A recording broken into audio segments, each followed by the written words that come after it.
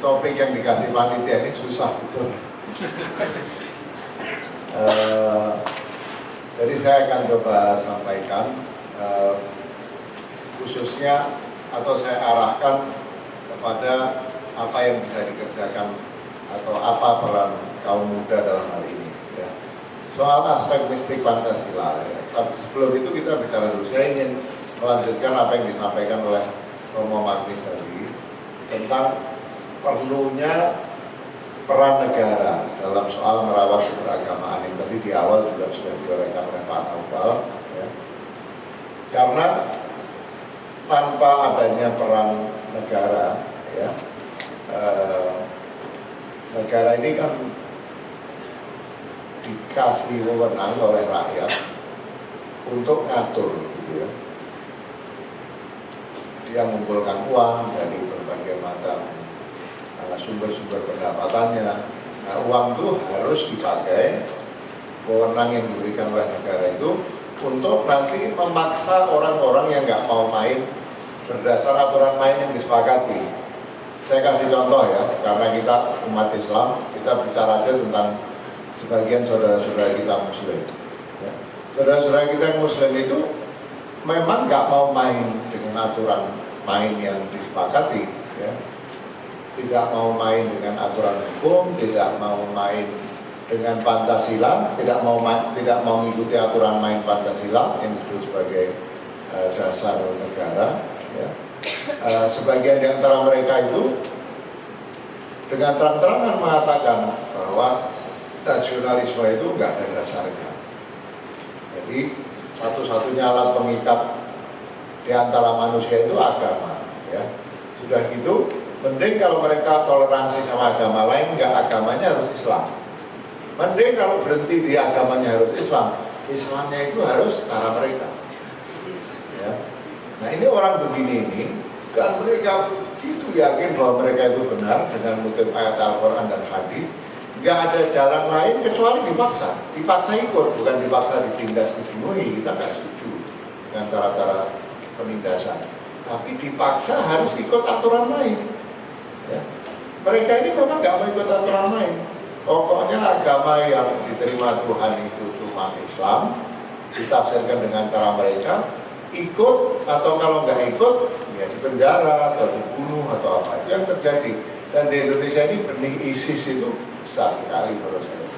Baik orang yang memang mendukung ISIS atau yang barangkali sedikit lebih moderat dari ISIS, tapi pada dasarnya sama konsepnya. Orang harus masuk Islam, kalau nggak masuk Islam harus bayar jizyah, kalau nggak bayar jizyah ya dieksekusi. Eksekusinya mungkin macam-macam, nggak mesti disembelih di pinggir jalan, ya, mungkin dengan cara yang lain.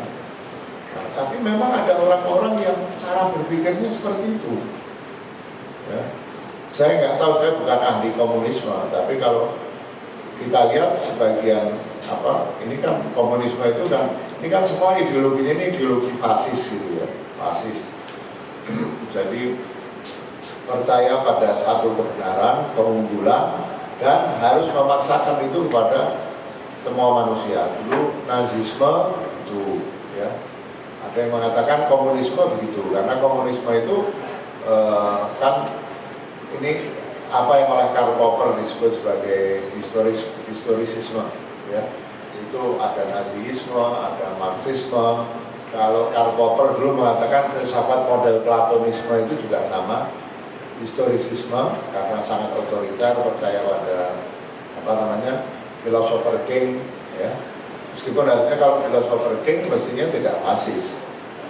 Kalau king saja mungkin fasis. Harusnya kalau philosopher king mungkin tidak fasis. Ya. Nah, ada juga Islam yang fasis. Islam yang fasis itu Islam yang itu percaya pada keunggulan pandangannya sendiri dan orang lain harus ikut sama pandangan dengan satu dan lain cara. Kadang-kadang mereka sibuk bilang kita harus dakwah, tapi sampai satu titik kalau mereka anggap dakwah tidak mempan, ya dipaksa. Ya. Dalam kasus seperti ini, peran negara menjadi penting. Tentu negara tidak sendirian, civil society juga harus bergerak untuk bersama-sama negara memastikan setiap kelompok, setiap warga negara mau mengikuti aturan main. Sayangnya di negeri kita itu belum kelihatan.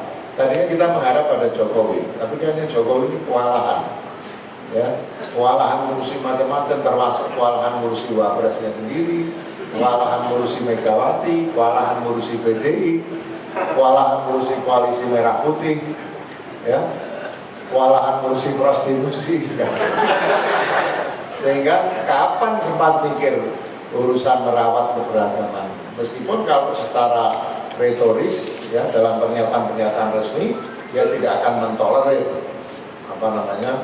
radikalisme dan lain sebagainya. Tapi kita belum lihat itu. Kita tentu tidak menihilkan bahwa polisi misalnya, ya,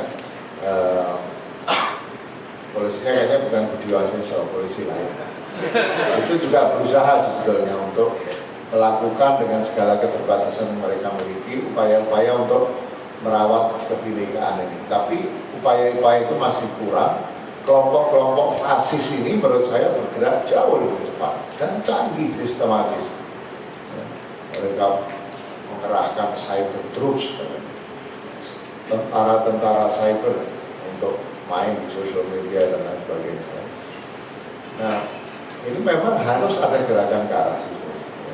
Pancasila ini adalah salah satu salah satu alat bagi kita untuk atau modal dari istilahnya Romo Magnis untuk keperluan mengukuhkan penghargaan kepada keberagaman ini. Karena kalau kita nggak punya itu repot. Itu kalau dalam istilahnya Rousseau, Pancasila itu bisa kita jadikan apa yang disebut sebagai civil religion atau civic religion. Civil religion atau Rousseau. Ya betul ya, Rousseau. Civil, saya ini sekarang sudah mulai lupa-lupa nama semua ini istilah. Nah, itu Pancasila itu harus dijadikan sebagai civil religion atau civic religion. Dan itu seperti kata Dr. Naufal tadi, kan tidak ada presidennya di dalam Islam. Ya, Piagam Madinah itu presiden yang sangat jelas tentang adanya apa yang disebut sebagai civil religion atau civic religion. Orang yang nggak pernah baca ini mungkin mengira, oh Islam mau diganti dengan agama lain. Ini maksudnya bukan agama dalam makna seperti itu, tapi sesuatu yang setiap warga negara tidak peduli kelompoknya, sukunya, agamanya, itu terikat pada sesuatu yang diyakini, ya, dan disepakati. Itu yang disebut civil religion atau civic religion. Nah, Pancasila ini harus kita lihat sebagai civic religion atau civil religion, ya. Nah, kita harus perjuangkan itu. Karena tanpa adanya satu civic religion atau civil religion yang semua warga negara berbaiat kepadanya, negara ini susah dipertahankan persatuannya. Kalau semua orang anggap agamanya sendiri yang paling benar dan semua siap perang, yang akan terjadi ya perang pasti. Orang Islam bilang agama saya benar, semua harus ikut agama Islam. Nanti orang lain bilang juga agama dia yang paling benar dan semua harus ikut. Ya. Nah, kalau itu yang terjadi, ya, orang Nasrani begitu, mungkin orang Yahudi juga begitu, ya. Dan jangan dikira di kalangan Hinduisme tidak ada fundamentalisme. Di India yang terjadi adalah fundamentalisme kaum Hindu.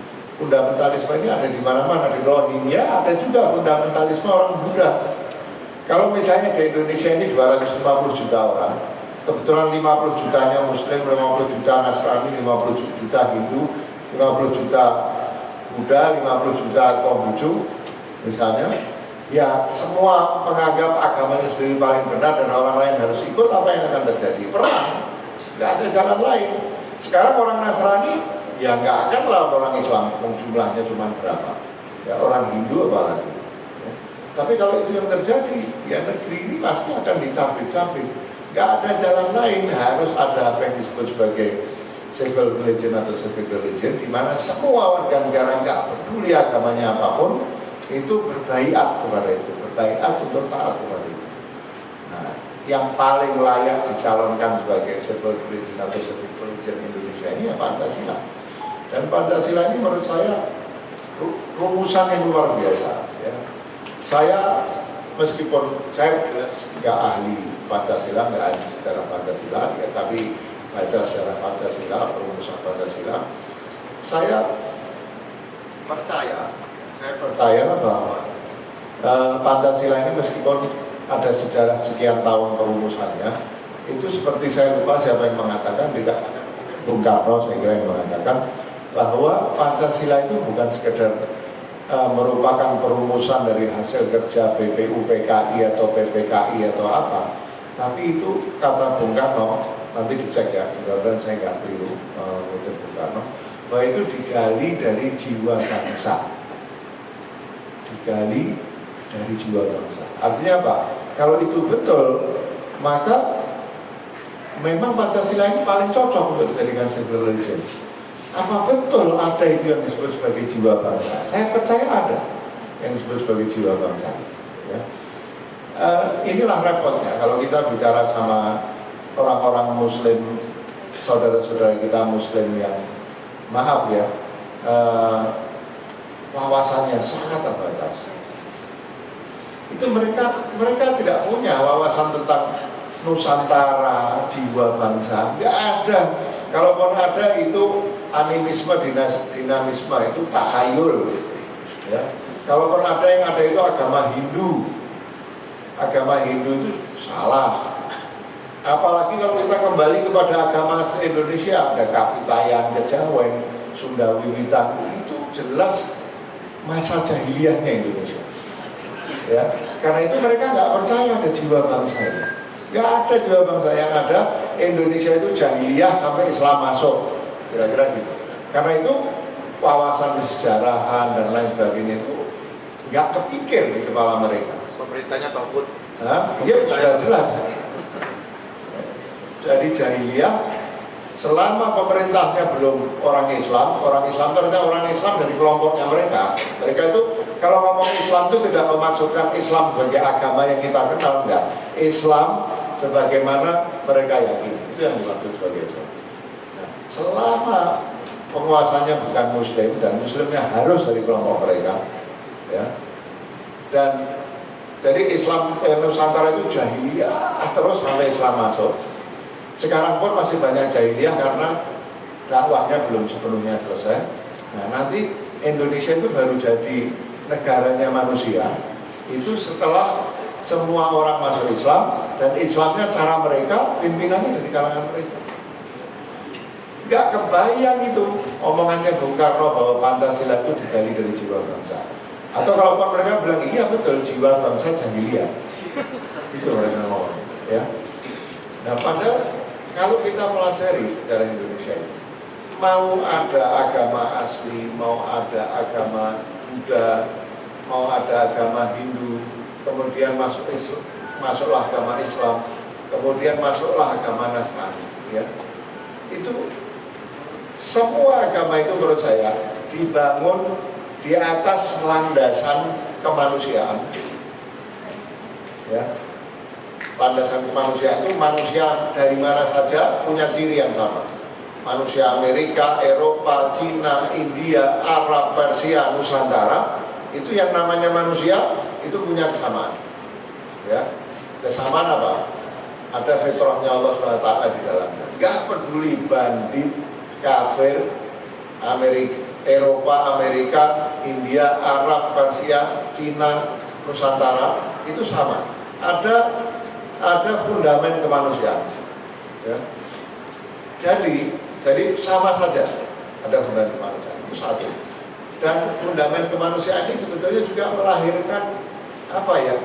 Melahirkan satu sikap spiritual yang sama. Orang Islam, Nasrani, Buddha, Hindu, Konghucu, Taoisme, Sintoisme dan lain sebagainya, itu semua memiliki persamaan dalam hal kecenderungan spiritual. Tidak ada bedanya. Orang di Las Vegas sama di Wonogiri, ya, itu nggak ada bedanya kecenderungan sikap spiritual sebagai makhluk yang dikatakan fa'atim wajhaka lidini hanifah fitratallahu fatarana 'alaiha. Semua manusia sama, ya, semua sama. La tabdila li khalqillah, nggak ada perubahan, sama. semua manusia. Artinya apa? Agamanya apapun itu mesti ada fundament kemanusiaan yang sama. Gak peduli Islam, Nasrani, Buddha, Hindu, Konghucu, Taoisme, semua punya fundament yang sama. Itu satu. Ya. Kedua, agama-agama itu juga punya punya agama yang, jadi kalau kita bicara kemanusiaan ini kan fitrahnya ditambah dengan wahyunya Tuhan, kalau kita mau mengatakan ya, wahyu. Fundamennya sama, manusia itu dibentuk atas fitrah ketuhanan. Wahyu Tuhan dikasih nama apapun itu datang dari Tuhan dan juga punya kesamaan, agama apapun. Nah, jadi bedanya orang Indonesia sama orang Eropa apa? Bukan nggak ada bedanya, ada bedanya. Tapi kita harus lihat dulu, fundament kemanusiaannya sama. Mereka dapat wahyu dari Tuhan, juga dari Tuhan yang sama. Nah, kalaupun ada yang disebut perbedaan budaya itu bukan yang satu benar, yang satu salah. Itu cuma beda wadah. Jadi kalau kita kembali bicara mistisisme, aspek mistik ini, ya, kalau kita lihat di dalam misalnya Wahdatul Wujud, ya, saya akan singgung Wahdatul Wujud ini. Itu yang membedakan satu manusia dengan manusia lain, satu budaya dengan budaya lain itu kira-kira wadahnya, ya. Jadi itu seperti air itu kalau masuk ke gelas berbentuk gelas, masuk cangkir berbentuk cangkir, masuk ember berbentuk ember, kan gitu, ya. Nah, yang datang dari Tuhan itu sama, masing-masing manusia ini juga punya persamaan. Cuman wadah itu kalau di dalam Risale Ibn Arabi disebut istiadat atau jubilah. Istiadat atau jubilah itu lain-lain, ya, lain-lain. Karena itu yang membedakan satu budaya dan budaya lain itu karena wadahnya beda-beda, istiadatnya beda, jubilahnya beda. Tapi bedanya itu saling melengkapi. Bedanya itu bukan bertentangan, bedanya saling melengkapi. Nah, kita mesti lihat umat manusia itu seperti itu. Jadi manusianya sendiri itu punya dasar ketuhanan yang sama, fitrah yang sama. Wahyu yang dari Tuhan itu semua juga, wahyu itu semua datang dari Tuhan yang sama. Al-Quran mengatakan bahwa pada setiap kaum itu selalu dikirimkan pesuruhnya Tuhan. Makanya dalam hadis dikatakan Nabi itu jumlahnya 124.000. Nggak ada satupun kaum dengan budaya tertentu tinggal di pelosok manapun di bumi ini yang nggak pernah oleh Tuhan dikirimin rasul. Dikirimin rasul. Jadi agama asli Indonesia namanya Kapitayan atau Sunda Wiwitan atau Kaharingan, ada banyak di Indonesia. Itu ya kemungkinan besar asalnya dari Tuhan yang sama, yang menurunkan Islam, yang menurunkan agama Nasrani, yang menurunkan agama Yahudi, yang menurunkan agama Hindu, agama Buddha, dan seterusnya. Sama, ya. Jadi, dan memang kalau kita pelajari, itu ya kalau kita pelajari agama asli Indonesia, yang paling besar atau yang paling saya ketahui itu Kapitayan di Jawa Tengah, di Sunda Wiwitan di Jawa Barat, ada macam-macam. Itu kalau kita lihat semua kepercayaannya itu panteisme, Wahdatul Wujud. Semua Wahdatul Wujud. Kita pergi ke Taoisme, Wahdatul Wujud. Hinduisme, Wahdatul Wujud. Ya. Katolik, ya, kalau kita baca Meister Eckhart misalnya juga panteisme. Jadi semuanya ini sebetulnya punya persamaan-persamaan. Jadi nggak ada itu cerita zaman jahiliyah sebelum masuknya Islam. Nggak ada. Jadi agama yang dulu itu ya agama. Bahwa kemudian ada penyelewengan dan lain sebagainya. Jangankan agama yang lain. Agama Islam saja yang diakui oleh orang Muslim sebagai agama yang meluruskan agama-agama yang sebelumnya. Ya melenceng-melenceng juga, tapi melencengnya melencengkan oleh orang-orang Muslim sendiri. Ya. Nah, jadi kalau kita lihat sebetulnya Pancasila ini saya percaya betul digali dari jiwa bangsa. Bukan berarti tidak ada ide-ide dari luar, ya. Ada ide dari Cina, mungkin ada ide dari tokoh-tokoh perumus yang sekolah di Barat, tapi juga ada ide dari kejawen mungkin, saya nggak tahu. Romo Magnis mungkin lebih tahu. Mr. Supomo itu kalau kita lihat pandangannya lebih, kalau Bung Karno kan Barat, Muhammad Yamin, tapi Mr. Supomo itu adalah orang yang banyak dipengaruhi oleh kepercayaan kejawen misalnya. Ya. Nah jadi yang ingin saya katakan, kesimpulan dari yang ingin saya katakan, nggak ada jalan lain, mesti ada apa yang oleh Rousseau disebut civic religion atau civil religion. Satu rangkap kesepakatan yang semua warga negara, nggak peduli apa agamanya, sukunya dan lain sebagainya, bersumpah setia pada itu. Ya.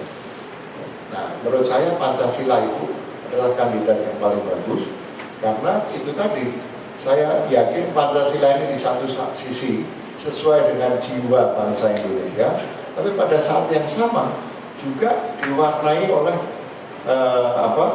yang baik-baik dari berbagai budaya di luar Indonesia. Ya. Kalau kita lihat Pancasila ini kayaknya sudah komplit. Ya.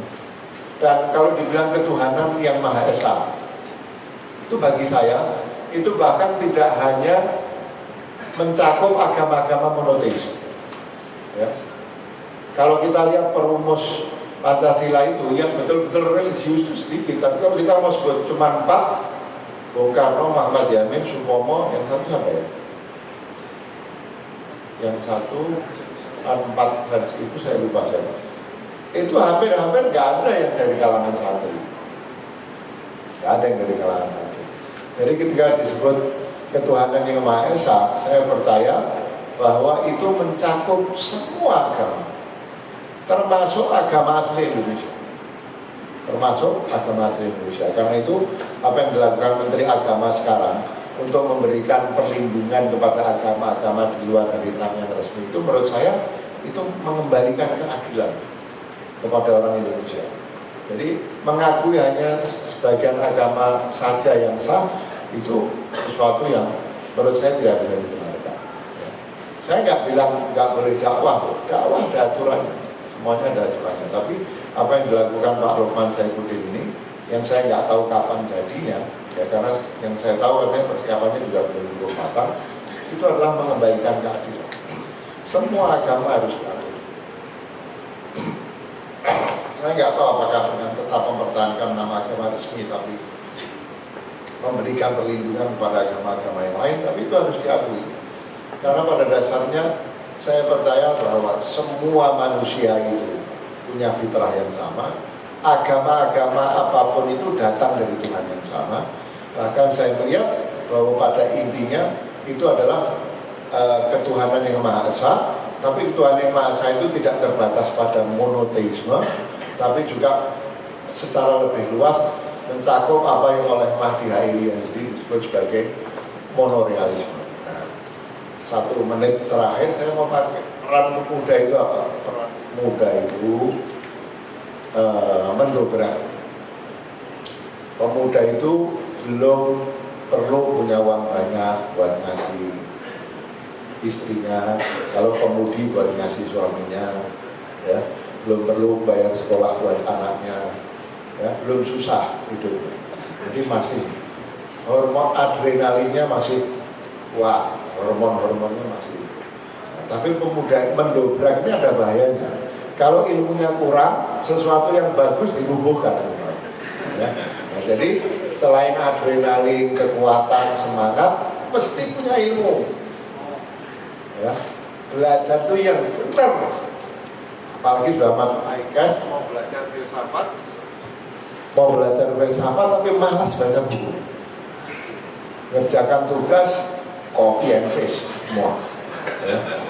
Kalau suruh presentasi nggak pakai persiapan, itu nanti kalau semangatnya besar dia merubuhkan sesuatu yang harusnya dipelihara, ya, dan tidak membangun sesuatu yang harusnya dibangun.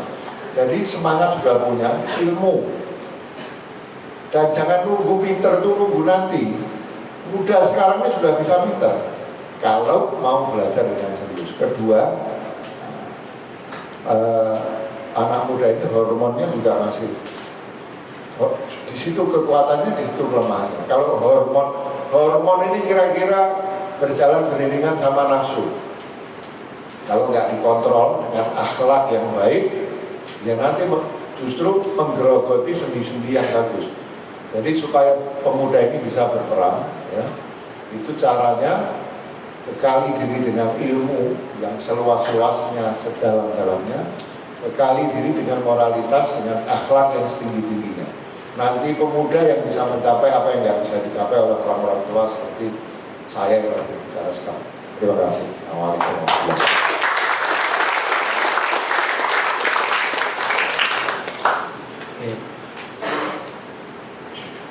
Jadi apa yang disampaikan beliau tadi ini menarik, di mana dibuka pembicaraan beliau dibuka dengan menyebutkan bahwa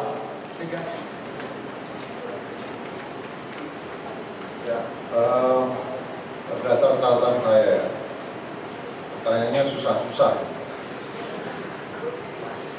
Soal piagam Madinah lama-lama tidak efektif ya. Jadi begini, memang bukan berarti kalau ada piagam atau seperti dasar negara Pancasila itu otomatis semuanya beres. Makanya tadi saya mulai dengan menggarisbawahi apa yang disampaikan oleh Romo Magnis, bahwa peran negara sangat penting. Negara itu punya polisi, ya, dengan uang rakyat polisi dibelikan senapan, dibelikan panser, polisi nggak punya panser. Mereka dilatih, digaji, ya, diajari caranya menghadapi kekerasan. Itu tujuannya itu. Jadi ada cara yang istilahnya persuasif, ada yang represif. Jadi memang ada saat di mana warga negara itu tidak mau main dengan aturan main itu. Itu justru yang tadi saya katakan, memang harus ada langkah-langkah ke arah situ. Piagam Madinah juga begitu, ya. Mati ini. Halo. Jadi sama juga begitu, harus ada kekuatan yang pada saat tertentu harus dipakai untuk memaksa orang yang nggak mau ikut dalam kesepakatan itu. Saya memahami ayat-ayat Al-Quran yang mengatakan siapkan kuda-kuda yang tertambah dan lain sebagainya untuk menakuti orang. Itu artinya sebetulnya kalau dalam Islam itu preventif. Korea Utara itu karena punya nuklir, negara-negara supermakmur hati-hati kan di Korea Utara. Ya. Jadi memang senjata dan lain sebagainya itu perlu dipersiapkan, tapi bukan untuk ofensif. Itu untuk defensif, bahkan sebetulnya untuk deterrent istilahnya, untuk membuat orang takut nyerang. Ya, itu harus ada hal-hal seperti itu. Jadi saya tidak mengatakan bahwa otomatis dengan ada dasar negara dan lain sebagainya itu bisa selesai. Dalam sejarah Nabi juga perang karena banyak di antara orang-orang yang berbaiat kepada piagam Madinah itu tidak menjalankan piagam Madinah itu dengan baik, ya. Pancasila juga begitu menurut saya. Jadi harus ada dakwah Pancasila. Sekaligus saya jawab pertanyaan-pertanyaan yang lain. Caranya gimana? Caranya ya ada dari mulai pendidikan sejak anak-anak masih kecil di sekolah-sekolah. Sayangnya pelajaran PPKN ini yang paling tidak disukai anak-anak, ya. Itu problem yang terbesar. Tapi kan sebetulnya Pancasila ini tidak harus diajarkan hanya pada satu mata pelajaran saja. Urusan ketuhanan, kemanusiaan yang adil dan beradab, persatuan Indonesia, demokrasi, ya, kerakyatan, keadilan sosial itu kan bisa diajarkan di semua pelajaran, bukan hanya di pelajaran PPKN. Jadi harus ada upaya yang sangat serius untuk merombak cara-cara mengajarkan agama, budi pekerti, dan juga apa yang disebut sebagai pelajaran civic, gitu ya, pelajaran kewargaan. Di Indonesia dulu waktu saya SD, SMP, SMA, saya diajarin civic itu. Ya. Tiba-tiba pelajaran civic ini hilang. Saya kira pelajaran civic ini harus dikembalikan, kewargaan, termasuk di dalamnya mengajarkan Pancasila sebagai civic religion. Tapi ya ini mesti diajarkan oleh guru-guru yang benar. Jangan misalnya pelajaran agama itu diajarkan oleh guru-guru yang paling tidak bermutu. Nah, lulusan AIKES ini nanti mungkin sebagian dari guru. Jangan mengulangi kesalahan zaman-zaman yang dulu. Jadi guru agama, ya, either maaf ilmunya catat atau sok. Jadi makanya saya bilang perlu membekali diri dengan apa? Dengan ilmu yang betul, ya. Ilmu ini dalam. Kalau Anda sudah merasa yakin sendiri dan pendapatnya orang lain salah, mesti Anda masih bodoh. Itu kalau Anda mau tahu Anda sudah pintar atau bodoh, kapan syaratnya. Kalau Anda menganggap pandangan Anda sendiri benar, orang lain salah, percayalah Anda masih bodoh. Udah itu, kalau saya ini mau mati setelah ini sebagai dosen, saya suruh ngasih wasiat sama mahasiswa saya, wasiat saya itu. Apa itu? Pokoknya selama Anda menganggap pandangan Anda sendiri benar, orang lain salah, Anda bodoh. Kalau Anda sudah mulai tahu, oh orang lain itu sama pinternya sama saya, ternyata paham orang lain yang saya nggak setuju itu sama kuatnya dasarnya sama saya, Anda baru mulai pinter. Itu gampang. Karena kalau masih sok pinter sendiri, mesti bodoh. Ilmunya mesti masih catat. Makanya saya bilang dua, ilmu sama akhlak. Ilmu sama akhlak yang betul, ya. Nanti kalau jadi guru atau jadi dosen, pegang dua itu. Jangan berhenti belajar, ya. Kalau Anda makin berasa bodoh, berarti Anda makin pintar. Makin Anda merasa pintar, berarti Anda makin bodoh. Itu prinsip. Betul, ini saya bukan bercanda. Makin Anda berasa bodoh, makin Anda berasa kurang ilmu Anda, itu Anda berarti mulai pintar. Makin Anda merasa pintar, itu berarti Anda makin bodoh. Itu di situ terkandung kedalaman ilmu dan ketinggian akhlak. Jadi guru mesti seperti itu, nanti baru bisa menjadikan murid-muridnya seperti itu, ya. Itu ada satu ulama, saya lupa Ibnu Qayyim atau siapa, yang bilang manusia itu hendaknya punya akal, ilmu. Kalau nggak punya akal, hendaknya dia punya akhlak, moralitas. Kalau nggak punya akal, nggak punya moralitas, hendaknya dia punya penasehat yang baik. Kalau nggak punya akal, nggak punya akhlak, nggak punya penasehat yang baik, mati saja. Karena dia jadi beban manusia yang lain. Orang itu kalau sudah bodoh, nggak punya akhlak, nggak dengarkan omongan orang, itu mesti jadi problem buat orang lain. Nah kita ini sekarang, saya bicara sama sesama orang Muslim, umat Islam ini lebih banyak jadi beban kemanusiaan ketimbang jadi aset, lebih banyak dari liabilities. Sebabnya apa? Akal nggak dipakai, ya, akhlak nggak punya. Padahal ini agama ini itu akhlak. Rasulullah itu ditanya, Islam itu apa? Ditanya dari depan, Islam itu akhlak. Orang yang pindah ke kanan tanya, ya Rasul, agama itu apa? Agama itu akhlak. Orang yang pindah ke belakang, ya Rasul, agama itu apa? Agama itu akhlak.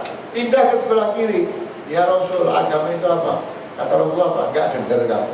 Agama itu akhlak. Tapi ini umat yang paling enggak berakhlak. Ini saya ngomong sesama orang Islam, ya. Punya ilmu, punya akhlak, jadi guru yang benar. Seorang punya ilmu, punya akhlak, segala sesuatunya nanti akan menjadi baik, ya. Nah, terakhir mungkin pertanyaan soal identitas. Coba Anda jawab dulu. Menurut Anda selain untuk mengenali apa identitas? Hah? Gak ada. Nah, sudah dijawab. Terima kasih.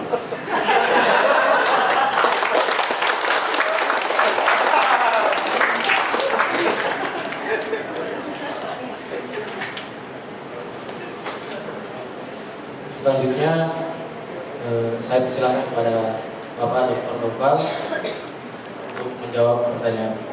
Dicatat. Oke, terima kasih ya. Pertanyaannya cukup menarik dalam pandangan saya. Ini melanjutkan dari Pak Haidar tadi. Piagam Madinah memang kalau bicara sistem politik itu kan tidak bicara benar salah, tapi bicara politik kompromi ya. Karena kan banyak etnis, banyak agama, banyak budaya, maka untuk mengatur negara supaya bisa berjalan itu ya politik kompromi. Dan ketika politik kompromi itu dibuat, itu ada kata-kata zero tolerance sama intoleran. Kita bisa toleransi sama orang yang toleran. kita nggak mungkin bisa toleransi sama orang yang nggak toleran. Itu intinya sebenarnya. Ya, kenapa Piagam Madinah kemudian boleh dibilang tadi sama Pak Haidar, ada yang menyelewengkan sebenarnya, ada yang nggak sepakat atau ada yang menyimpang dari kesepakatan bersama. Maka yang dilakukan Rasul, ya mereka yang menyimpang harus kena sanksi. Begitu juga sebetulnya yang menyimpang dari Raul Pancasila harus kena sanksi, karena katanya itu sudah polisi, kita bayar pajak. Karena harus ada politik kompromi, tapi politik kompromi itu dilakukan untuk menentukan visi dan misi. Nah, melanjutkan sebenarnya pada pertanyaan yang berikutnya kan gitu. Jadi apa yang kita sebut musuh bersama itu kan? Apa musuh bersama? Dulu jelas penjajah, ya kan? Ada Belanda, kita kemiskinan, ketertinggalan. Tapi sekarang nggak ada yang menyatukan itu. Musuh bersamanya nggak ada. Siapa bilang nggak ada musuh bersama? Musuh bersama kita sekarang tadi kata Prof. Maki Suseno, koruptor. Satu sisi koruptor, satu sisi apa? Fundamentalisme itu kan musuh bersama kita kan. Jadi saya bilang nggak ada musuh bersama. Musuh bersama kita jauh lebih besar sebenarnya sekarang. Karena musuh bersama kita itu bangsa kita sendiri. Koruptor itu kan, dengan koruptor itu membuat bangsa kita nggak otonom, nggak mandiri. Banyak fasilitas umum yang harusnya dibangun, infrastruktur yang bisa digunakan untuk mencerdaskan kehidupan bangsa itu akhirnya menjadi terbengkalai. Dan itu musuh bersama kita. Sehingga ditambah lagi apalagi kemiskinan, ketertinggalan, kebodohan itu juga musuh bersama kita. Tambah lagi fundamentalisme, karena kepicikan cara pandang beragama yang mengatakan dia yang paling benar, berarti dia yang paling salah. Sudah kalau begitu kan, orang yang menganggap paling benar pasti paling salah dia, karena dia nggak bisa membuka pemikirannya. Padahal kalau baca teks suci kan ada pemaksaan, ada dimensi kebebasan. Kalau Tuhan saja nggak paksa, kenapa umat harus memaksa? Berarti kita menyalahi Tuhan, kita mau mengalahkan Tuhan. Jadi kalau kita gunakan rasio berpikir kita secara jernih, secara sadar, dengan akhlak yang baik tadi, ya maka akan terbuka peluang kita bisa merawat kebangsaan kita. Berikutnya lagi ada bicara tentang Indonesia kan ada banyak etnis kan gitu ya, ada banyak etnis. Ya saya pikir bahwa keragaman etnis, keragaman agama itu bisa disikapi dengan berbagai pandangan. Paling tidak kan ada tiga pandangan, ada primordialisme, ada instrumentalisme, ada konstruktivisme. Kita mau di posisi yang mana sebenarnya? Kalau kita cara pandang kita masih primordialisme, ya pasti terus konflik, dan konflik itu kita anggap wajar. Kalau konflik agama antara sekte itu ya wajar, karena kalau kita masih punya pandangan primordialisme. Atau yang lebih parah lagi, kalau pada tingkatan kedua, kalau instrumentalisme, ya kita jadi diperalat oleh kelompok tertentu. Itu juga lebih parah.